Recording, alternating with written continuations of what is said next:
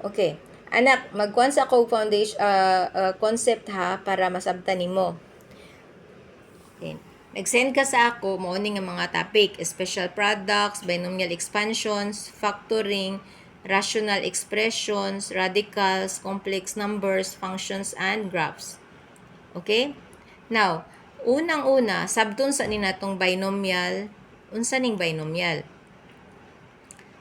Sa pasabot ang binomial. So, ang binomial is an algebraic expression consisting of two terms joined by a plus or minus sign. Okay. Ang binomial diacono is an algebraic expression consisting of two terms.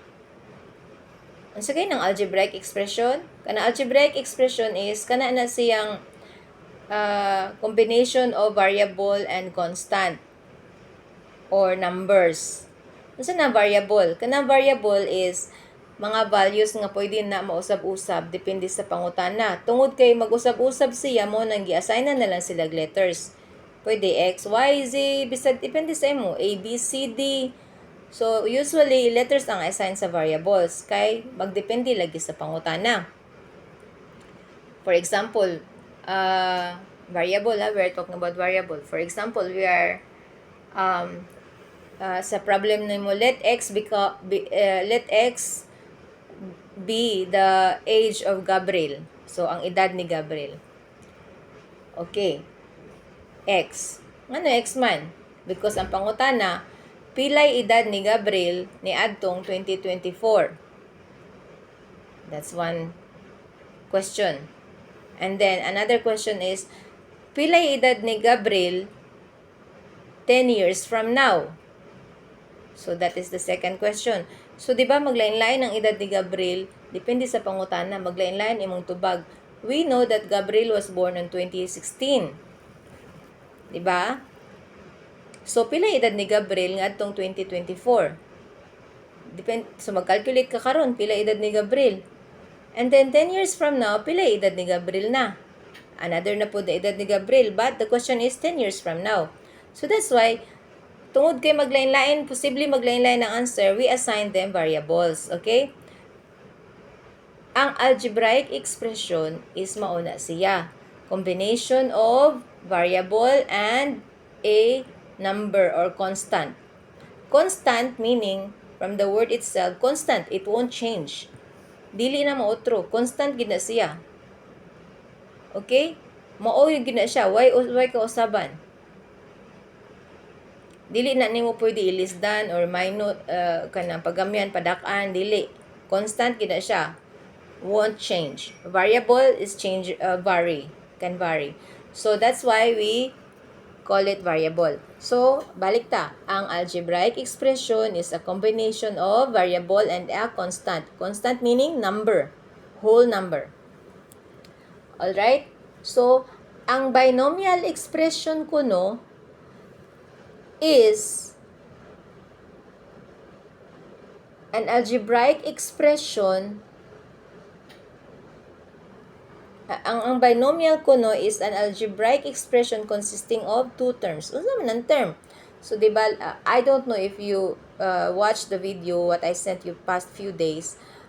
Ang term separator is plus o minus. So mailan? One term, two term, kani expression 1 term, 2 term, 3 term, 4 terms, pila ka terms pa na din naa.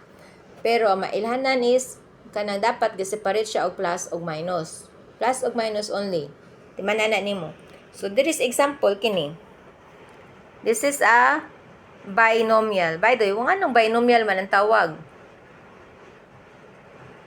Wala ilang giasanan na binomial because there is 2 ka term. 1, 2. Mo ni siya ang binomial. Kung usara na ka term, example x, example 2x. So 2x means usara man ka term, walay plus, walay minus nga nag-separate. 2x, actually it means 2 times x. So remember, ang separator sa term is plus and minus only. Dili division, dili multiplication. So when we say 2x, it means 2 times x. Kung 2 times x, How many terms is that? That is only one term. Okay? One term lang na siya. Kung may kag 2x over y, naa by plus or minus? Wala. Fraction siya, so division, multiplication, but walay plus o minus. Then, it is all the same. This is one term algebraic expression. One term or monomial. One term, monomial. Magbayan kag binomial, two term na. So, when kog 2x plus 1. So, na ako'y first term is 2x and second term is 1. So, that makes it two-term algebraic expression.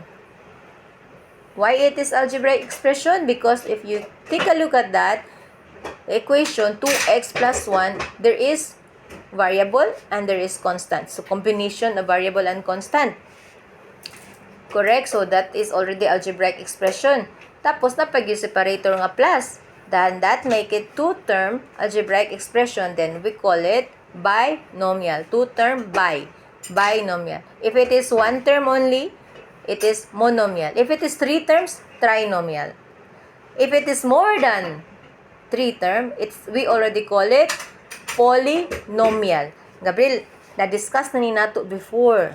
Mga grade 6 dagoy ka. So, polynomial kung more than 2 terms. Actually, trinomial is called also polynomial. Okay? So, pag sobra-sobra na jud, basta polynomial na siya pag more than 2. Okay? Trinomial is also a polynomial. Alright? So, now we understand unsa ng binomial. Binomial is an algebraic expression consisting of two term. Unsa din ang algebraic expression? Combination of variable and constant, which is a number, and variable is represented by a letter. Okay? Unsa nang two term? Two term kanang naay mga plus o minus. Okay? Two term. Pag ang separator sa term is plus and minus only. Okay? No division, no multiplication. For example, I'd say 2 times x. This is whole number, constant, and a variable. But the operation is times, multiplication. So, unsa ni? This is only a one term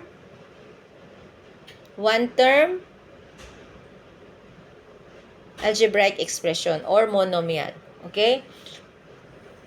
2 times. Mingkog 2 divided by x, that is also one term algebraic expression or monomial. Pag may nga nagikog 2 over x plus y, so nanay plus. I-separate na ang duha ka kuan. Ang 2 over x plus y. So this is already two-term algebraic expression. So we call that binomial. Kay two-term naman, binomial. Alright? Now, let's go to binomial multiplication. So, meaning, binomial multiplications. Binomial multiplication. So, duha ka binomial or tulo or upat ka binomial. Basta binomial nga gi-multiply. Ha?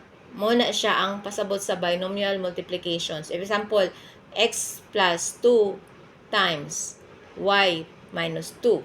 Okay, mo na siya ang binomial multiplication, ang operations ana. Okay? So, naatay ka ng different kinds or ways nga mag-multiply sa binomial. Okay, na yung mga strategies sa pag-times or pag-multiply og binomials.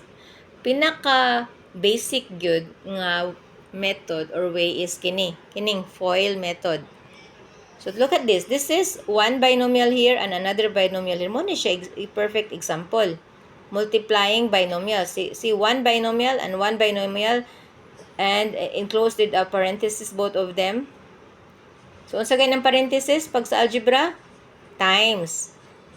It represents a grouping and also multiplication. Meaning, kini nga group, i-multiply ani nga group. Kini nga binomial here, multiply aning binomial here. So, mo ni siya for perfect example sa binomial. Multiplying binomial is like this. We multiply this first binomial unto the second binomial.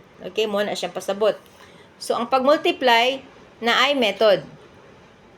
Una, kining FOIL method. Sino FOIL? Katugod sa mga previous na ko nga example na gi-solve na problems nimo, katuragod ng first i-multiply sa first term, i-multiply sa first term sa second binomial. Then first term i-multiply sa second term sa second binomial. Tapos kini, next na pod i-multiply diri sa first tapos kani. So actually FOIL is first, outer, inner, last. Pero pwede na di niyo memorize on. You don't have to like headache yourself. Ana na lang nak. Basta, first nimo nga binomial, distribute na nimo diha sa ilatanan. Distribute nimo. Tapos kining sa pag nahuman na nimo ning first na term, distribute, second term na po, distribute na po nimo. Maura na siya. So mo ni siya ang pinaka basic na method, multiplying binomial. Pero pwede ka mo shortcut. Pwede ka nang di na ka mo agig ani depende sa imong makita nga ekspresyon, okay? Na mga ekspresyon nga pwede nimo i-shortcut dili na ka mo go through ani nga method. Pero you can always go through this method if you want, okay? But para madali, para di ka malibog, naay mga ways nga maka-shortcut ka. Depende, like I said, depende sa imong sa purma, sa expression ng imong makitaan, masugatan. And that method is what we call special products. Using a special products formula. Okay? Unsa mga special product? For example, kining tulo diri. Kini, o kini. Imo ning dapat memorizon, okay? Memorizon ni nimo kaning tulo. Karon, special products, unsa ra gani basahon sa ninato, refers to the binomial multiplication that follow predictable patterns, allowing for quick calculation without needing to use FOIL, first, outer, inner, last method every time. So like I said, kanang special product nga method is shortcut na siya nga way nga di na ka mag-FOIL method. But you have to memorize or familiarize yourself aning ng formula. For example, makakita kag ingon aning nga porma, A plus B, A minus B.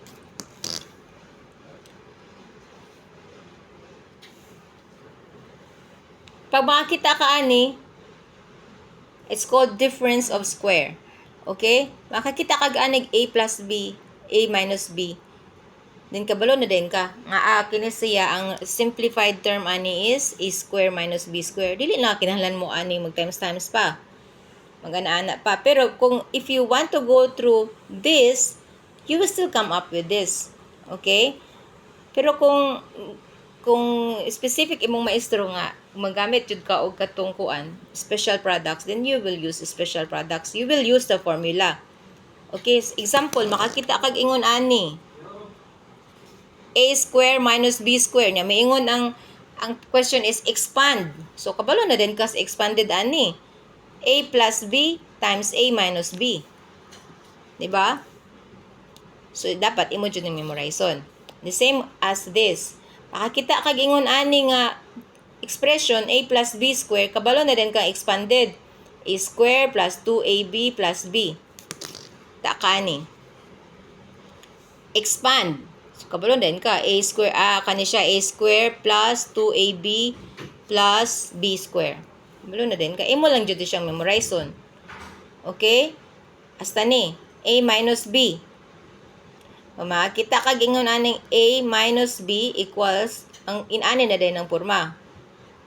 Okay, this line na A minus B square, A plus B square line. So, tanawa, A square plus 2ab plus b square. Basta pag plus. Pag minus, minus ang second term plus ang third term. Okay? So, kini perfect square trinomials. Kini difference of square. Imo ning memorize ning tulo. Okay? So, we are done with the concept of special product. So, na-explain na po na ko sa mo ang concepts unsa ng binomial. Okay? Expansion. Binomial expansion. So, akani expanded na siya nga binomial. Expanded meaning from simplified expression, i-expand nimo, padako nimo, or bungkago nimo. Ano ba? Muna siya ang expansion. Yung kag-simplify, so imo siyang i-squeeze, imo siyang i-shorten in a simplified form. Okay? So, we are done with the concept for this 1, 2.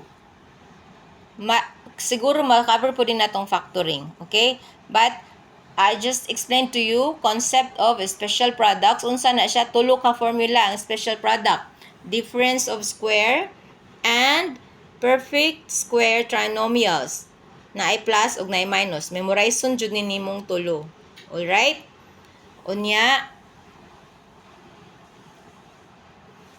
so kasabot na ta unsa ng algebraic expression o kasabot na ta unsa ang binomial. Binomial is a two-term algebraic expression. Okay? So right now we are talking about multiplying binomials. Multiplying simply duha ka term nga algebraic expression i-multiply. Example, x plus 1 times x minus 1.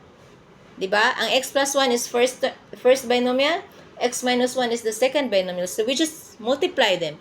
That's what we are talking about, multiplying binomial. Binomial is a two-term algebraic expression. Unsa ang algebraic expression?